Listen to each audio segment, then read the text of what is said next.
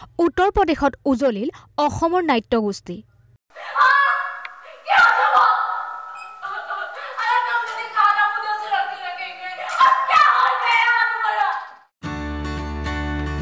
দীৰ্ঘ সময় বিৰতিৰ পাছত অসমৰ নাট্য জগতলৈ গৌৰৱ কঢ়িয়াই আনিলে অভিনৱ থিয়েটাৰে।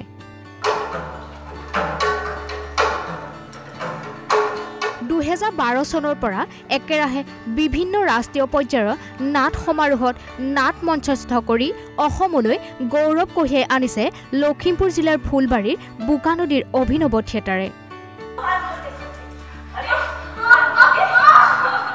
ব্যতিক্ৰমী ধৰণেৰে নাট পৰিচালনা কৰা নাট্য দলটিয়ে এইবাৰ লকডাউনৰ দীৰ্ঘকাল বিৰতিৰ অন্তত যোৱা 15 ডিচেম্বৰ তাৰিখে উত্তৰ প্ৰদেশৰ এলাহাবাদ প্ৰয়াগৰাজত আয়োজন কৰা আধাৰশিলা ৰাষ্ট্ৰীয় নাট মহোৎসৱত হিন্দী ভাষাৰ নাটক কলাছ অফ লাইফ দয়ালু কৃষ্ণ নাথৰ পৰিকল্পনা আৰু পৰিচালনাত মঞ্চস্থ কৰে।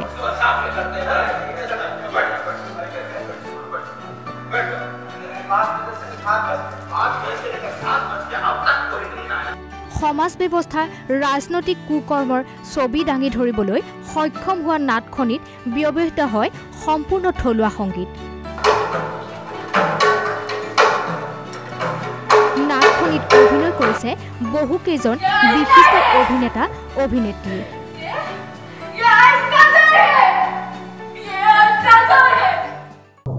प्रयागराज द्वारा ये आयोजित जो राष्ट्रीय नाट महोत्सव है ये 11वां वर्ष है इसका।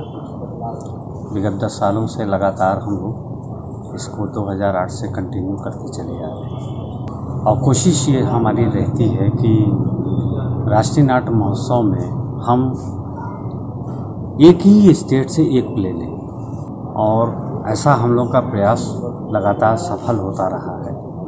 हम लोगों ने इसमें हमारा जो मेन मोटिव है हिंदी थिएटर को बढ़ाना, आगे ले जाने।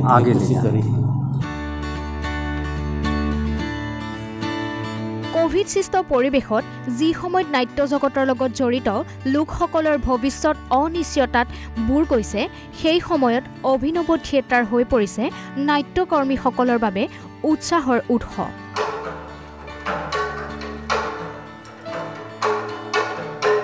লখিমপুৰৰ পৰা ৰাজু বৰাৰ ৰিপৰ্ট, ঈশান নিউজ।